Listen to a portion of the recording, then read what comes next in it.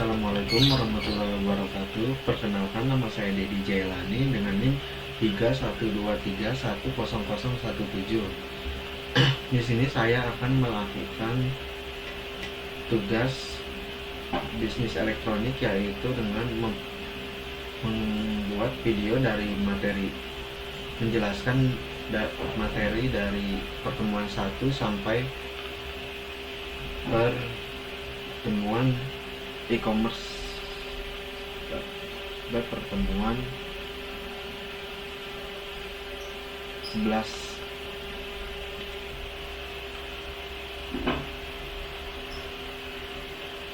Nah, kita langsung ke pertemuan 2 karena pertemuan 1 itu hanya perkenalan. Nah, di bisnis elektronik pertemuan 2 kita membahas yang namanya definisi bisnis dan elektronik. Bisnis adalah kegiatan untuk memperoleh keuntungan.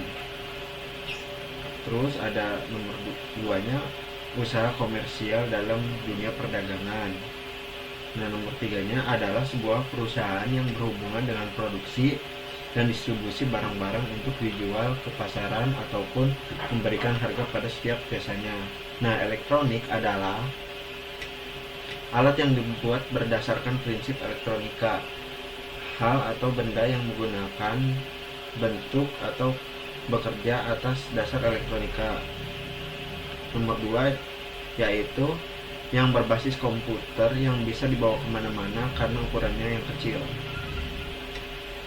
Nah, selanjutnya kita ke pertemuan ketiga, yaitu bisnis konvensional dan elektronik. Kita akan membahas itu. Apa itu bisnis konvensional dan bisnis elektronik? Bisnis konvensional memiliki konsep dasar pelayanan penjual hingga interaksi dengan calon pembeli.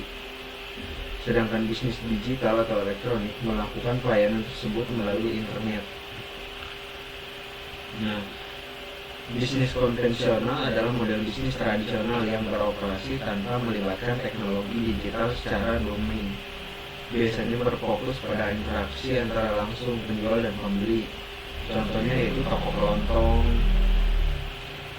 Ciri-ciri bisnis konvensional yaitu interaksi langsung, lokasi fisik yang nyata, jam operasionalnya yang terbatas. Nah, kekurangan dan kelebihan bisnis konvensional, kelebihannya yaitu sentuhan personal, yaitu bisa langsung interaksi secara langsung. Terus ada biaya awal relatif rendah, cocok untuk pasar lokal. Nah, kekurangannya jangkauannya terbatas karena pembelinya mungkin hanya sekitar situ saja, tidak luas. Terus kurang fleksibel. Nah, selanjutnya ada ciri-ciri bisnis digital.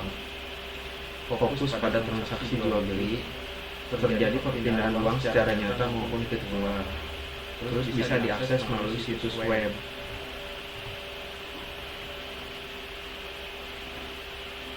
Selanjutnya untuk pertemuan 4 kita membahas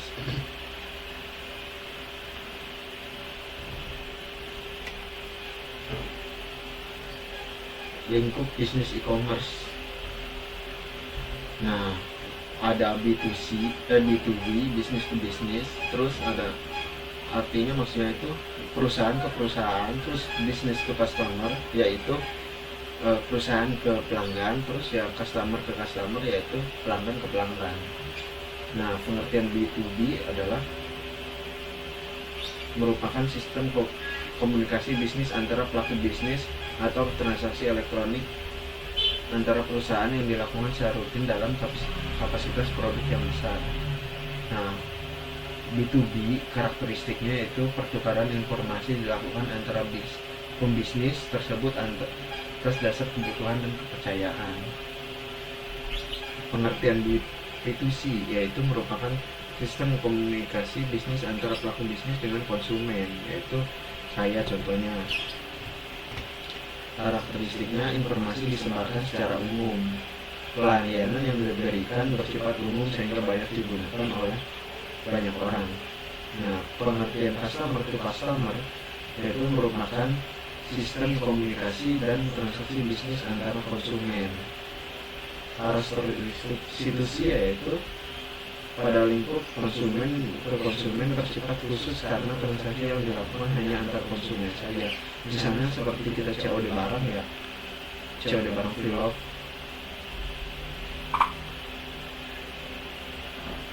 Nah, selanjutnya pertemuan 5 yaitu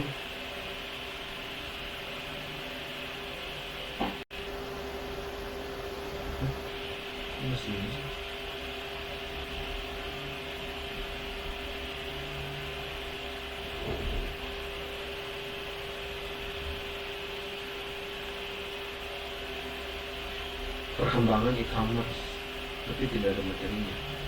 Terus kita lanjut, ini tidak ada materinya. Nah, selanjutnya kita ke personal branding pertemuan 9. Personal branding dan daftar bisnis. Personal branding merupakan cara seorang mengambil kendali penilaian atas individu atas penilaian orang lain atas diri individu tersebut. Personal branding adalah proses pembentukan persepsi masyarakat atau publik terhadap aspek yang dimiliki seseorang. Nah, peluang yang sangat besar dalam memanfaatkan media sosial sebagai personal branding bagi setiap instansi yang saat ini dirasa masih banyak yang belum memanfaatkan peluang tersebut untuk memasarkan. Adapun cara memanfaatkan media sosial untuk personal branding yaitu membuat konten yang berkualitas bermanfaat terkait dengan keahlian Anda. Gunakan etika yang baik, etika selalu di atas ya guys. Nah, personal branding menurut Jeff Bezos, citra diri adalah apa yang orang lain katakan ketika Anda tidak ada di sekitar mereka. Nah, personal branding adalah salah satu hal yang membedakan Anda dengan orang lain. Bagaimana menciptakan citra diri yang baik di dunia digital? Simak caranya. Kenali diri sendiri, nama menarik, profil, terus strategi konten. Peran media sosial bagi pembisnis. Nah, ini media sosial pernah menjadi tren masyarakat abad ke-21. Media sosial yang awalnya berfungsi sebagai penghubung masyarakat telah revolusi menjadi sarana bisnis bagi pembisnis, khususnya para entrepreneur muda. Nah, berikut ada hal yang dapat dilakukan dengan menggunakan media sosial: meningkatkan antusiasme dan kerjasama pelanggan. Media sosial merupakan cara paling efektif untuk meningkatkan konsumen dan engagement terhadap produk atau jasa Anda. Website perusahaan maupun akun Facebook, Twitter, Instagram, dan berbagai media sosial lainnya berguna membangun hubungan dengan pelanggan. Selanjutnya ada media promosi. Menggunakan media sosial lebih menekan biaya promosi Anda. Jadi kita tidak harus mengeluarkan budget untuk promosi secara langsung, karena harus nyewa stand, bikin brosur. Nah, berbeda dengan offline seperti televisi dan surat kabar yang memerlukan biaya puluhan juta. Brand awareness, membuat media sosial menjadi produk atau jasa Anda lebih mudah dikenal masyarakat. Menurut relevan salah satu agensi digital marketing di Amerika, 78% usaha menarik pelanggan baru melalui sosial media. Fleksibel akses informasi. Salah satu kelebihan media sosial dibandingkan dengan media lainnya terletak pada fleksibel akses informasi. Dengan media sosial Anda bisa melakukan akses informasi apapun. Koneksi dengan pelanggan. Media sosial memampukan Anda menjalin hubungan tak terbatas dengan konsumen Anda. Jaringan bisnis yang luas. Media sosial membuka jaringan bisnis yang luas dari dalam maupun luar negeri. Nah,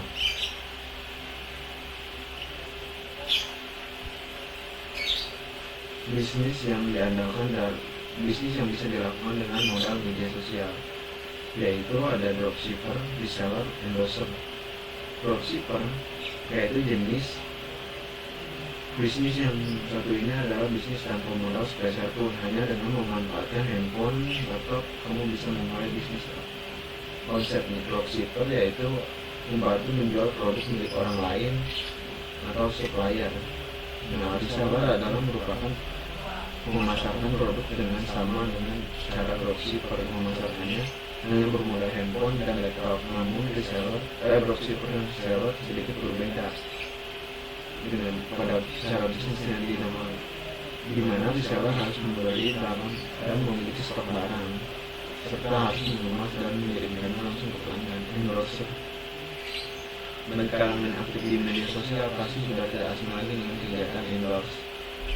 Jika Anda merupakan salah satu pengguna aktif media sosial memiliki banyak followers, Anda bisa menjadi endorser.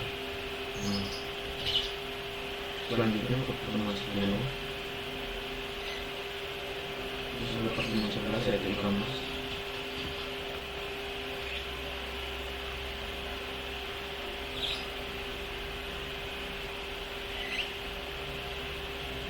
Kita lanjut saja ke personal branding.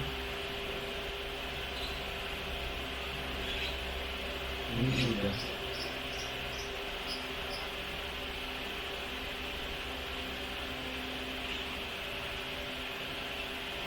Nah, sekian pembahasan saya tentang bisnis elektronik. Sekian, terima kasih.